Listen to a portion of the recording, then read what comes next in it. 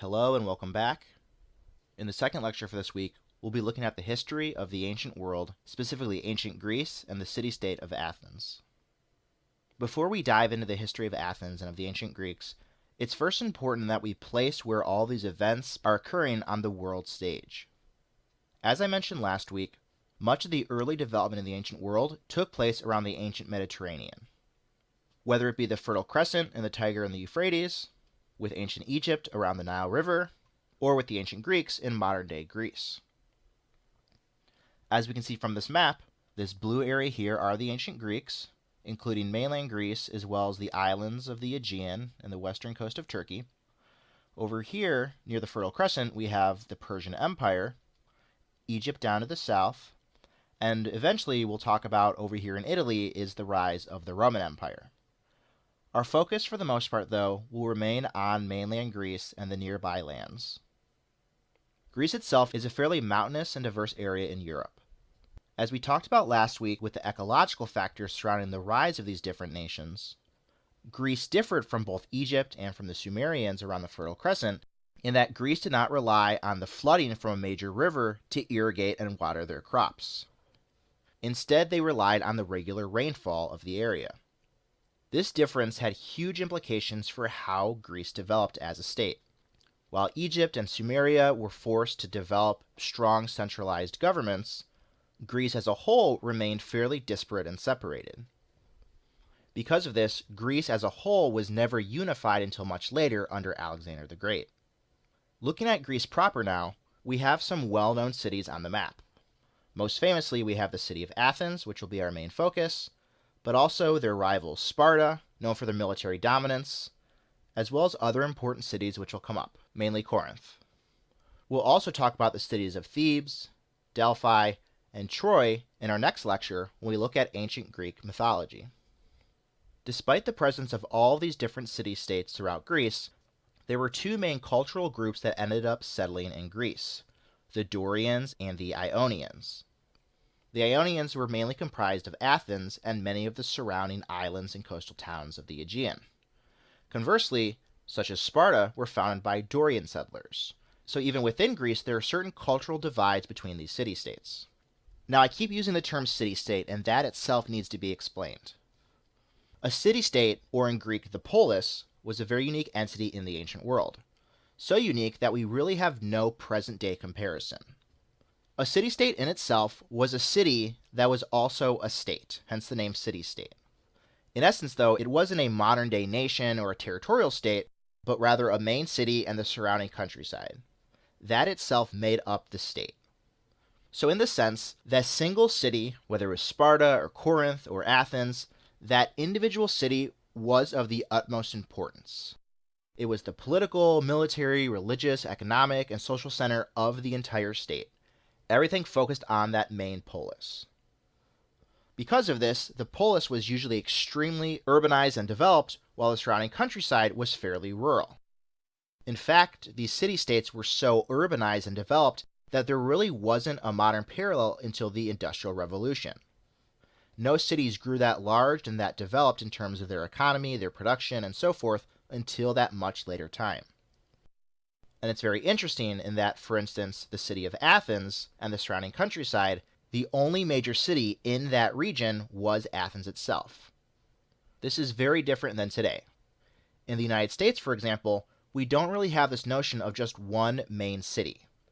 While we certainly have larger cities, Baltimore, Philadelphia, DC, in the countryside or in the suburbs of these cities, we also have more cities. It's just a question of scale. Bigger cities, smaller cities. This is very, very different.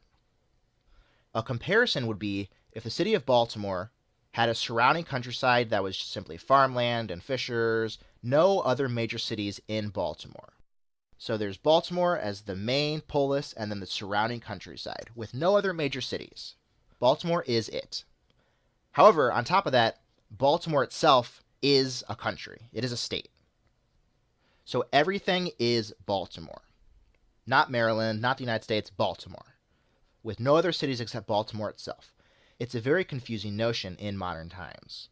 And because it's so centralized with just really a single city in the surrounding countryside, there were many of these city-states throughout Greece, well over 1,500. And because there were so many scattered throughout Greece, they were constantly interacting with each other. This wasn't like Egypt, where Egypt had long periods of isolation. Greece was made up of all these tiny little city-states, and they were constantly interacting, whether for religious festivals, whether for games, whether to go to war. For all of these different reasons, these cities were constantly engaged with one another. And due to this constant interaction, Greece was almost always at war. City-states would go to war with each other, they'd fight for a year or a few years, they'd make peace, they'd do it again. Constant warfare. And as we might expect, this gave rise to alliances and leagues and federations and all these different expressions of how interconnected Greece really was. Despite this connection, though, we have to remember that Greece as a state or as a whole entity did not exist. Athens existed, Sparta existed, Corinth existed. Greece as a united front did not exist, again, really until Alexander the Great forced unification upon the Greeks by conquering them. Until this point, though, even though some city-states were stronger, Sparta is very strong, Athens grew in strength, even with these different, more powerful city-states, no individual city-state ever garnished enough strength or enough power to subdue all the other Greeks and unify Greece as a whole. We'll pick up our historical timeline then in ancient Athens at the turn of the 6th century BC.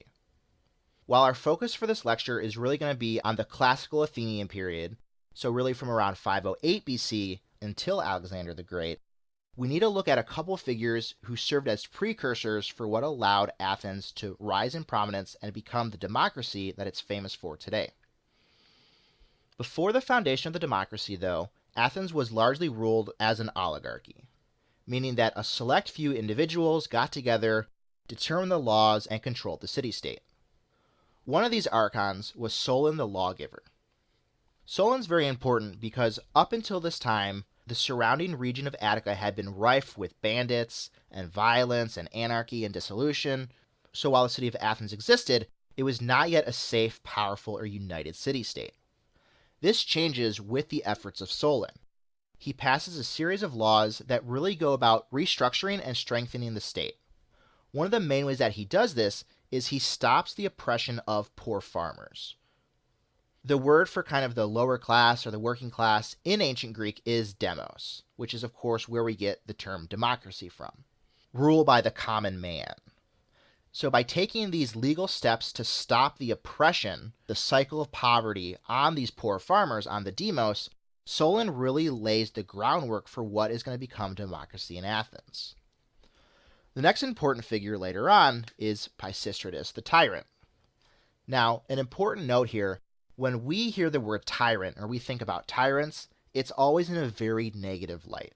We think tyrant, that's bad. We don't like tyrants. At its core, though, a tyrant is not necessarily a bad figure, or an evil person or a corrupt individual, none of those things. Those notions that we have in contemporary times have been completely shaped by bad examples of tyrants in the past. And at the time of Pisistratus the tyrant, the notion that tyrants were bad certainly was not the case. No different than saying that kings are bad.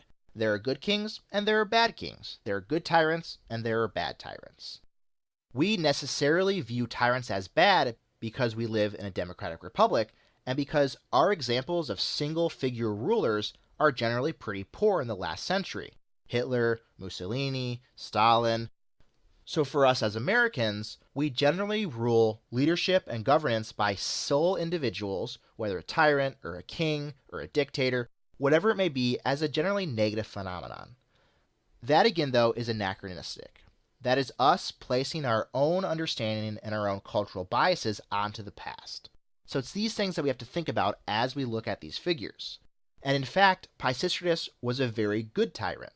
Good in the sense that he helped to strengthen Athens, he further worked to help the poor farmers, further alleviating banditry and rioting and dissolution out in the countryside, and he goes about passing a number of different laws and initiatives and building projects that really put Athens on the map. Not only further unifying Attica as a region surrounding Athens, but really putting Athens on the map as an important city-state in Greece as a whole.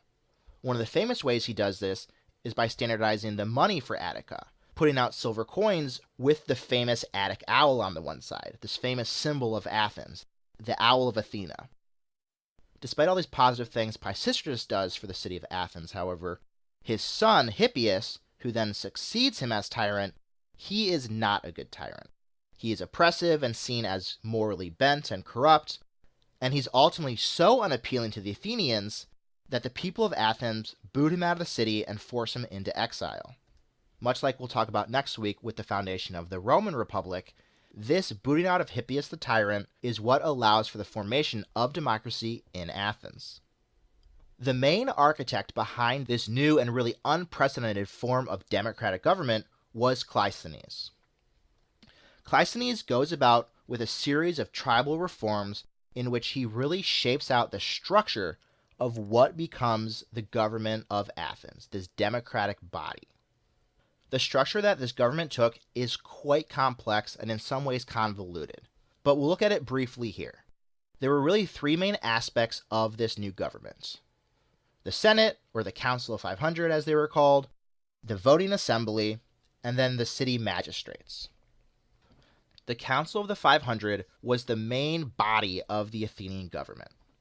There were some very noticeable differences, though, from our understanding of government and how we run the democratic aspects of the American government. How this breakdown ended up working was Athens itself, both the city and the surrounding countryside of Attica, was divided into tribes, sort of like different boroughs that made up the city-state of Athens. These main 10 tribes served as the foundational way in which all Athenians were organized, by tribe. A good example would be to think about the Hunger Games, how people are organized into those different districts. How the Council of 500 worked then was that every year, each of those tribes would send 50 representatives to the city of Athens to serve on the Council of 500. 50 from each of the 10 tribes, that's how we get our 500. However, these people, they weren't elected, rather they were chosen by lot. You had to be a male Athenian citizen and you had to be over 20, but other than that, you were chosen by lot. Meaning, they put all the names into a hat, picked out the hat, and that's how they chose their senators for the year. The Council of 500 was further subdivided into what was known as the Executive Board, a group of 50 individuals who went about setting the agenda for what would get voted on by the Athenian Assembly. This Executive Board of 50 people was made up by one of these tribes of 50 representatives that had been sent to Athens.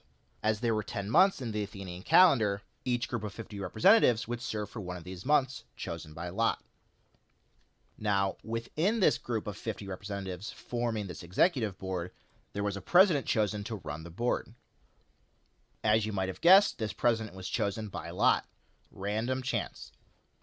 Unlike one of our presidents, however, the Athenian president only held power for a single day.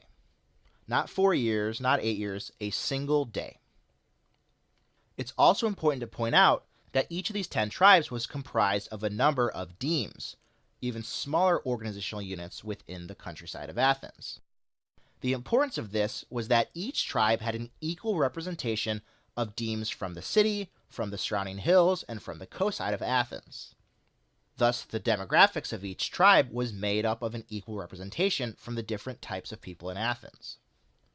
This did a lot to prevent factional politics and proposing bills and laws that would only help the city or the coast or the hills.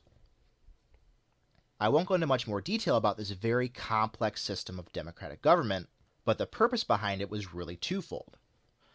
The fact that these positions were chosen by lot, as well as the equal representation scattered throughout the 10 tribes, went a long way to ensure that at every level of the government, the people in power were concerned with the best interests of Athens as a whole, not for their own regional or factional issues.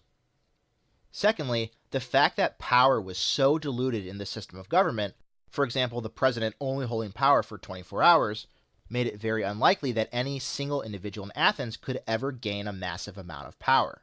This, of course, was to prevent another tyrant from ruling Athens. Similarly, whoever was president the day that the agenda was decided would necessarily not be president a few days later when the agenda was actually voted on by the Athenian Assembly. So, for instance, a president who was in favor of going to war with Sparta may have put that on the docket to be voted for, but 3 days later, again chosen by lot, the new president who led the debate in the assembly actually may have been against war with Sparta. This made it very difficult to pass anything that wasn't an extremely important and urgent legislation for the city of Athens. And ultimately, that was the point. And at the heart of the structure remained the fact that the people of Athens believed that the average citizen was both morally and intellectually competent enough that the city would not fall into ruins if they served as president for a day.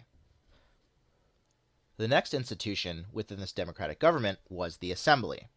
The assembly was made up of all male citizens over the age of 20. And what would happen is they would all gather and they would discuss an issue and then they would vote on it by a show of hands. Every single law and decision in Athens had to be agreed upon by the assembly. Unlike our government today, it was a true direct democracy. The third pillar of this democratic government were the magistrates. Unlike the council members of the Senate, these magistrates at times were actually elected. They were not all chosen by lot, although some still were. The best example of this was the military leaders of Athens known as the generals. 10 generals were elected every single year to fight the military campaigns. Very wisely, Cleisthenes realized that the military fate of Athens should not be left to random chance. Some of these highly skilled positions, then, were chosen based on election. A further step put into place to make sure that a single individual did not gain too much power in Athens was the institution of ostracism. At the end of every year, a vote would be held, and if any individual received enough votes, they would be ostracized and exiled from Athens for 10 years. This was a tool meant to disincentivize any individual from gaining too much popularity or too much power and threatening to overtake the democratic features of the Athenian government. And ostracisms did in fact take place. It's now with Athens as a democracy that we move forward in history. The first real external threat to this newly democratized city-state of Athens was the Persian Empire. As we can see from this map, the Persians stretched all the way east to India, had already conquered much of Egypt, and had already pushed through Turkey, capturing many of the islands in the Aegean, as well as the kingdoms of Thrace and Macedon north of Greece. This extensive and powerful empire had initially formed under Cyrus the Great. It was actually the next Persian king, though, Darius, who first made his way into Greece. And Darius' failed expedition would ultimately lead his son Xerxes to carry out an even larger invasion of mainland Greece.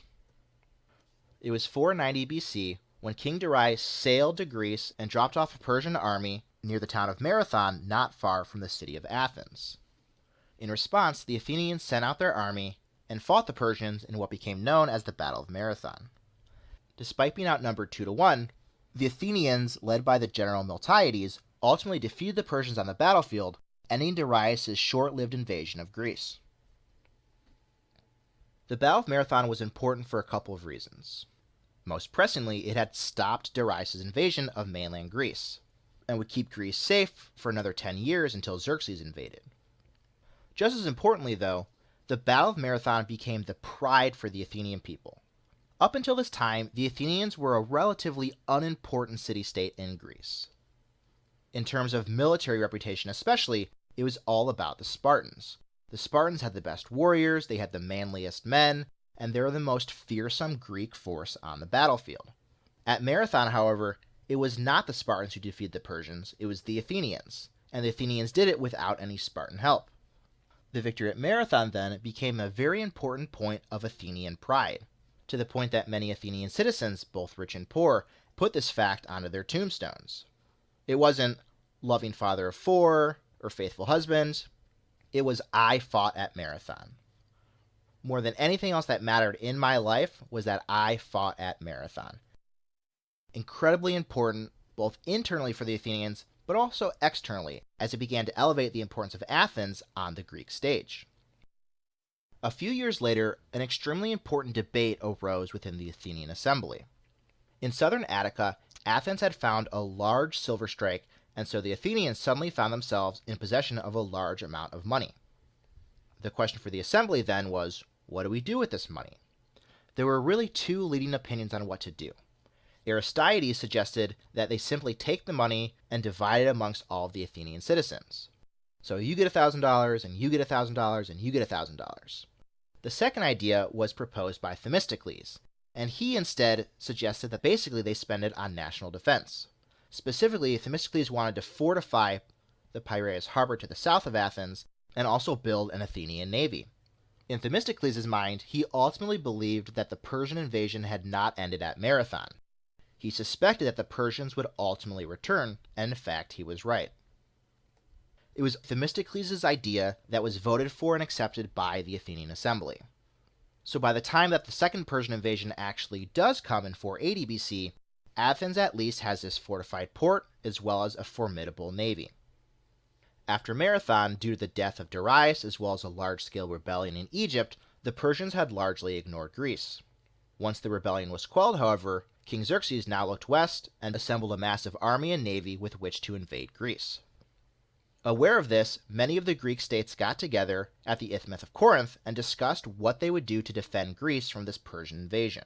It's really the Second Persian War that brings about the first notion of a Greek identity, the Greeks coming together to defeat the Persians. So King Xerxes led this massive invasion force from Persia all the way into Greece. And despite what Hollywood would have us believe, King Xerxes probably looked like a typical Persian king. Not quite as the tall, bald demigod from the movie 300. So in the year 480, Xerxes led his forces from Persia and across the Hellespont, the strait that runs by modern-day Istanbul and is known today as the Dardanelles. He actually builds a massive bridge of boats to lead his army across. And at one point, a storm whips up and the boats break. The bridge breaks apart. And Xerxes, as arrogant as he thinks he is, he actually whips the water and throws shackles into the water to try and enslave the river god who lives there so that he can give him safe crossing. Eventually, he does make it across with his army, tailed by his navy, and he comes into Thessaly. It's here that the Greeks decide to try and hold off the Persian invasion in a small pass known as Thermopylae. Again, this is the premise for the movie 300. So while a small force of Greeks led by 300 Spartans are holding off the Persians on land at Thermopylae, it's actually the Athenians who are holding off the Persian navy at Artemisium. After all, if the Persian navy was allowed to get by, they could simply drop off troops behind the Spartan lines. The Battle of Thermopylae is ultimately lost. The Spartans are betrayed and King Leonidas is killed. Despite this loss, though, the Athenians had actually been doing very well on the water against the Persians at Artemisium. So when the Greek fleet pulls back after the loss at Thermopylae, they had actually held their own against the Persians. After the defeat at Thermopylae, the Persian army moves south and ultimately comes into Attica and burns Athens to the ground. They destroy the city of Athens. Before this happened, the Athenians had evacuated all of their people and had went and taken up residency on the small island of Salamis to the south of Athens. Soon the Persian navy came to finish off the Athenians. The naval battle that took place here, known as the Battle of Salamis, was ultimately a battle for Athenian survival. If the Athenians had been defeated here, Athens would have been no more. The people would have been vanquished. Fortunately, though, and led by the admiral Themistocles, the Greek fleet successfully defeats the Persians on the water. The following year, the Greeks also defeat the Persian land army at the Battle of Plataea. And shortly after, the Athenians finish off the Persian navy at the Battle of Mycale. So after a series of battles, both defeats and victories, the Greeks ultimately put a stop to the Persian invasion. The Greeks don't stop there, though.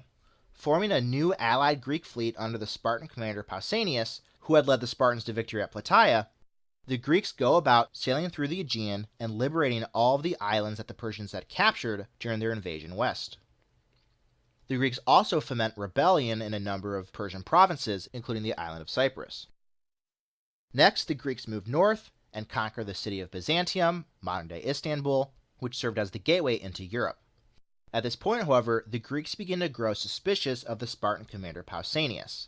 Pausanias had become more and more tyrannical in his command of the fleet, and had even arranged to marry the daughter of the king of Persia.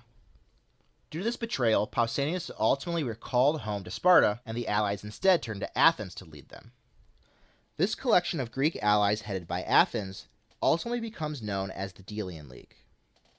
This league, consisting of Athens as well as all of the Aegean islands as well as the Ionian cities in western Turkey, is formed as a defensive alliance against the Persians.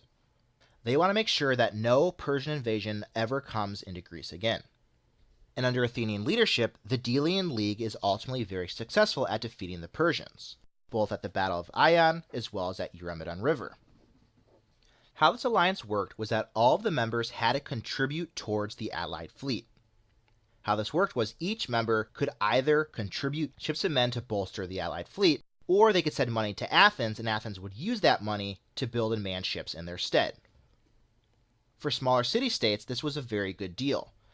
It was much more attractive to send money to Athens, because then in battle, if those ships happened to be sunk or killed, a small city-state wouldn't suddenly find that they had lost 10% of their male population. They allowed Athens, as it was much more populous, to man that burden. On the flip side, however, this arrangement also meant that it was Athens who ultimately controlled almost all of the allied fleet.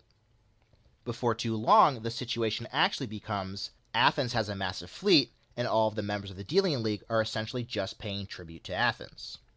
This becomes confirmed when a number of allied islands attempt to leave the Delian League and are ultimately prevented from doing so by Athens. Athens very much enjoys all of this wealth streaming into their city and has no intention of letting this go. This becomes finalized in 454 when the capital of the Delian League, which had been on the island of Delos, actually gets moved to Athens itself along with the League's treasury. A decision spearheaded by the leading politician in Athens, Pericles. And once the Athenian navy was as large as Athens wanted it to be, all of this disposable income ultimately went to beautifying the city of Athens. Thus, it was the tribute of the Delian League that paid for building projects and improvements to infrastructure. The most famous example of this is the Parthenon on the Acropolis. Another important thing that Athens uses the money for is the construction of the Long Walls. What the Long Walls did was they connected the city of Athens to the Piraeus, the Athenian port. What this did was prevent any foreign army from completely surrounding the city of Athens and starving it out. As long as Athens continued to hold naval supremacy on the Aegean, they could always ship in fresh food and supplies, which could then be carted to the city of Athens. In other words, the city of Athens could never be captured unless the Athenian fleet was first defeated. The rising power of Athens ultimately leads to the most famous war of this period, known as the Peloponnesian War. This lengthy and large-scale war pitted Athens and the Delian League against the Peloponnesian League, which consisted of Sparta and her allies. Unlike the Delian League, in which Athens dominated many smaller cities, the Peloponnesian League was actually much more equitable, as many of Sparta's allies, for instance Corinth, were powerful in their own right.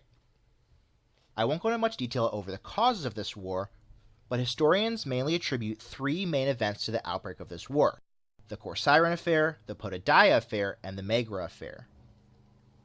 Ultimately, neither Athens nor Sparta was very eager to go to war. It was the allies that forced the issue. The war itself highlighted two very different strategies between the Spartans and the allies.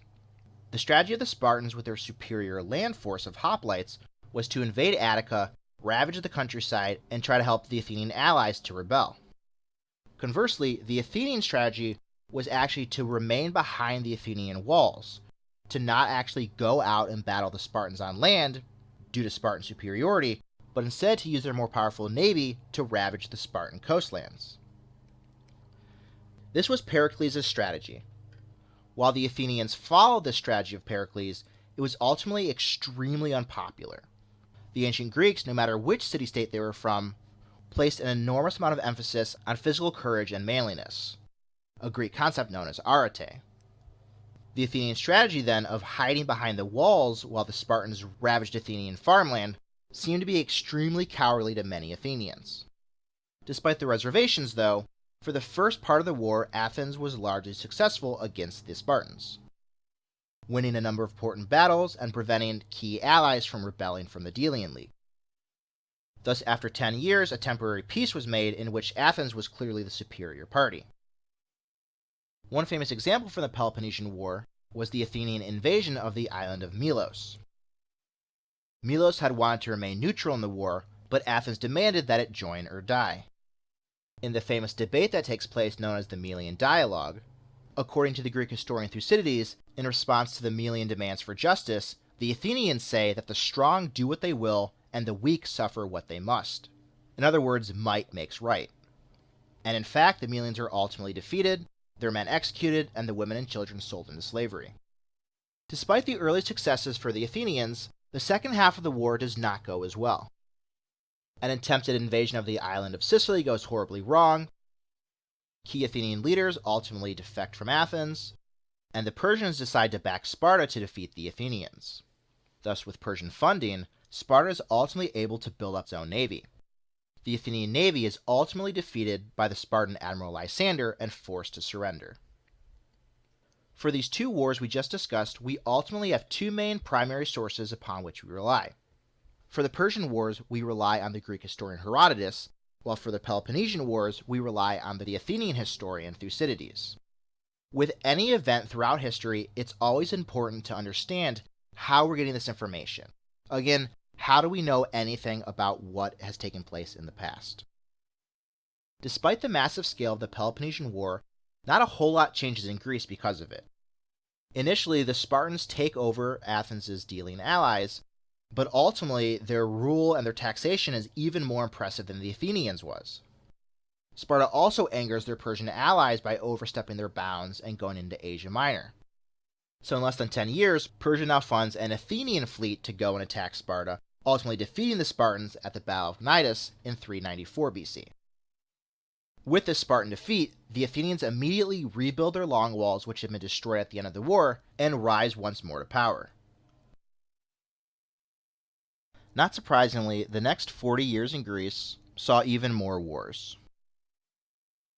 Despite an attempt by the Persians to create peace and stability in the Aegean, known as the King's Peace, Sparta was quick to violate its terms, causing the Athenians to form the Second Maritime League. Basically a resurgence of the Delian League that actually was, at least for now, a free league. Ultimately, though, it's not the Athenians, but actually the Thebans who end up defeating the Spartans at the Battle of Leuctra in 371 BC. Led by their innovative general Epaminondas, the Thebans break from traditional hoplite tactics by using an echelon formation in which their lines were set up at a slant rather than straight together. This forced the Spartans to only fight on the right flank, while the rest of their armies simply watched from afar. After the defeat of the Spartans at Leuctra, the Athenians saw no reason to keep their new Delian alliance free, and once more began to demand tribute from the members. This led to a large-scale uprising by the Athenian allies known as the Social War. While the war was hard fought, in the end Athens lost, once more relinquishing control of its Aegean allies. While this defeat ultimately resulted in a loss of power for Athens, there were some Athenians who were actually happy to see the league go. Figures like Isocrates and Plato actually despised the democratic features of Athens, instead wishing for a return to oligarchy. And so long as the Greek fleet, manned by the demos, was the most important military function for Athens, it seemed unlikely that the democracy would go anywhere. This was ultimately the reason behind Plato's creation of the myth of Atlantis, something that we'll talk about further in our next lecture. It's also at this time that the Greeks face a new external threat, this time not from the east with Persia, but rather from the north with the revitalized kingdom of Macedonia. The Macedonian king Philip begins encroaching more and more into Greek territory, capturing cities and attacking Athenian trade vessels. The question in the city of Athens was what to do with the Macedonians. Should the Athenians support and ally with the Macedonians, or should they fight back against Philip before he becomes too powerful? Ultimately, led by the politician Demosthenes, the Athenians once more form up the Delian League and attack Philip at the Bosphorus. Yet despite initially pushing back Philip, the Macedonian king later invades Greece and defeats a combined army of Athenians and Thebans at the Battle of Chaeronea. The turning point of the battle came when Philip's son, Alexander, led a cavalry charge which splintered the Greek line. After his victory, Philip brought the Greeks together at the Isthmus of Corinth and formed a Greek alliance with the aim of invading Persia. For the first time, the majority of mainland Greece was unified. Philip's invasion of Persia ultimately, though, would never come, as he was assassinated at a wedding in 336 BC. Instead, the invasion would be led by his son, Alexander, later known as Alexander the Great. As you can probably guess from his title, Alexander the Great was ultimately successful in defeating the Persians in this invasion, defeating the Persian king Darius III at the battles of Granicus, Issus, and Gaugamela. Over the course of this invasion, Alexander conquers the Persian Empire, creating his own Greek Empire, which stretched from Greece to Egypt and all the way east to India. In 323, however, Alexander the Great ultimately dies in Babylon, returning from his latest campaign. We can see from this map here just how widespread Alexander the Great's empire really was. Even more impressive when we consider that it was formed in around 15 years. While Alexander's grand empire would ultimately be split up and divided amongst his generals, it was clear that the age of the Greek city-state was over. With the start of this new Hellenistic era, we ultimately see the end of Athenian imperialism. Upon hearing about the death of Alexander, Athens and her allies revolt against Macedonian rule, in a conflict known as the Lamian War. Due to internal political turmoil within Athens, the Athenian commanders refuse to fight, and the Athenian fleet is defeated at the Battle of Amorgos, causing the Macedonians to garrison the Piraeus and putting a final end to hopes of an Athenian empire. That then is the timeline for the history of classical Athens. Before we conclude the lecture, we need to look at a few aspects of Athenian society and culture that'll be important for our discussion on age mythology in the next lecture. Like many ancient mythologies, Greek mythology began as oral traditions circulated amongst the first inhabitants of Greek. These stories were ultimately told and recited by bards, and the tales and traditions shifted and changed over time as Greece was met with new people, invasions, and meetings. Much like we did with the Persian and the Peloponnesian War, it's important to identify how we know this information about Greek mythology. Lucky for us, there's a large number of sources. Everything from the epics The Iliad and the Odyssey by Homer, to tragedies and comedies put on by Athenian playwrights, to later Roman writers and poets. Material culture also serves as an important primary source for Greek mythology. We can find hundreds of mythical heroes, creatures, and stories portrayed on shards of pottery, whether from vases, water bowls, or wine cups. While these myth accounts can be very interesting and engaging, it's important to understand what their ultimate purpose is. For the Greeks, as with many other ancient cultures, these stories and tales were didactic in nature, meaning they were intended to teach the reader or the listening some lesson. The fact that these stories are etiological in purpose, though, doesn't mean that they're not based in actual historical facts or events. For instance, the famous account of the Trojan War from Homer's Iliad, while of course it didn't happen exactly how Homer describes it, actually was based on a real conflict between Troy and the Greeks. And for the Greeks, mythology was a major part of their own culture. The gods, the goddesses, and these mythic accounts formed their own heritage and history.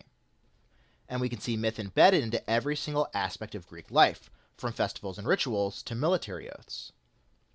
And while there is a turn away from believing in the gods with the rise of philosophy and rationalism in the 4th century, these mythic accounts and the rituals based off of them never lose their importance. There are also some major differences that we have to be aware of when thinking about Greek mythology as opposed to modern-day religion. First, there's a major difference in our understanding of what God is. While the modern Judeo-Christian God is all-powerful, all-knowing, and all-loving, the gods of Greek mythology are very much limited in all three of those capacities. Similarly, the Greek gods are very human in a sense. They're very much anthropomorphic, meaning that they act, think, and behave just like we would as humans. Similarly, most people today view God as very distant or very separate from humans, very much divine and otherly. That wasn't the case for the Greek gods. The Greek gods are constantly interacting with humans in a number of ways. As we talked about with the didactic purpose of mythology, another important difference comes with our modern understandings of science. Today, when we don't understand something, our go-to instinct is to try and find out how it works scientifically, whether it's the weather, your garden, or a broken appliance. We try and figure out how it works scientifically. The Greeks typically didn't do that. Instead, these mythic accounts and these mythic stories a lot of times are ways to explain why things are the way they are. Why certain fruits are certain colors, why volcanoes explode, what's this whole thing behind lightning striking, all these different things. Another important distinction is orthopraxy versus orthodoxy. This distinction is in terms of what the main focus is of the religion. For most modern religions, our focus is on orthodoxy, meaning proper teaching and proper belief. It matters what you believe and that you have faith.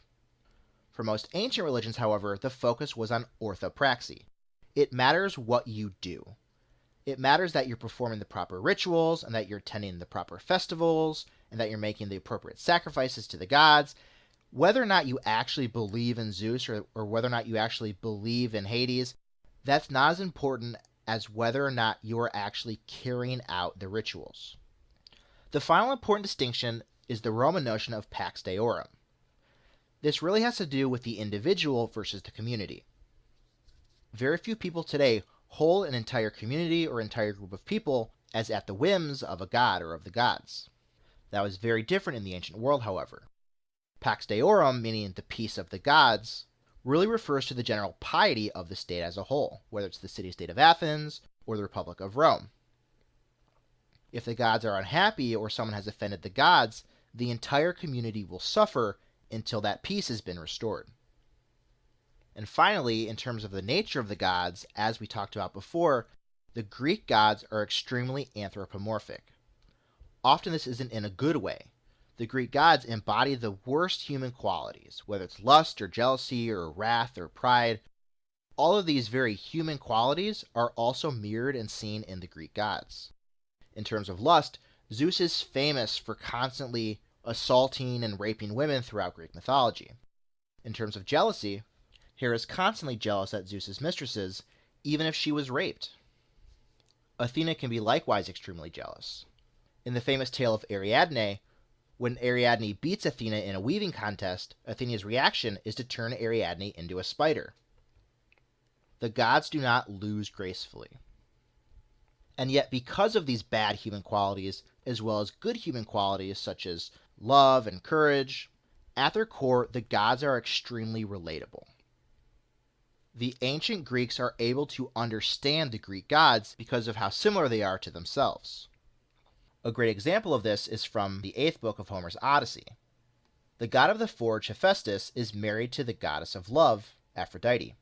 Despite their marriage, though, Aphrodite is constantly sneaking around and hooking up with the god of war, Ares.